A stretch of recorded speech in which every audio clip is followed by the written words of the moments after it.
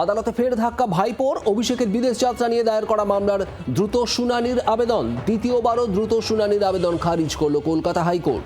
শুনানি হবে তালিকা মেনেই, দ্রুত শুনানির প্রয়োজন নেই জানিয়েছেন হাইকোর্টের বিচারপতি সৌগত ভট্টাচার্য।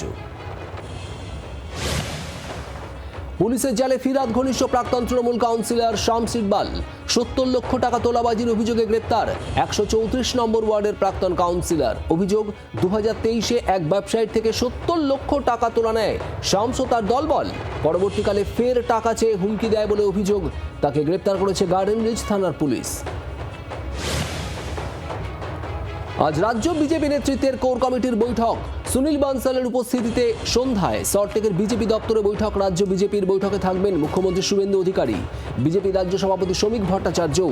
বিজেপি সূত্রে খবর, আগামী দিনের দলের সংগঠন এবং আগামী দিনের কার্যক্রম সম্পর্কে আলোচনা হবে কোর কমিটির বৈঠকে। সরকারি টাকায় বাড়ির ভিতর ডাস্টবিন তৈরির অভিযোগ। তৃণমূল নেতার বাড়িতে ময়লা ফেলে বিক্ষোভ এলাকাবাসীর। মথুরাপুর 1 নম্বর ব্লকের দেবীপুর গ্রাম পঞ্চায়েতের ঘটনা। অভিযোগ, তৃণমূল নেতা স্বরূপ মণ্ডল সরকারি বরাদ্দের লক্ষ লক্ষ টাকা হাতিয়ে নিজের বাড়িতে ডাস্টবিন নির্মাণ করেন। অভিযুক্তের বিরুদ্ধে তোলাবাজির অভিযোগ স্থানীয়দের।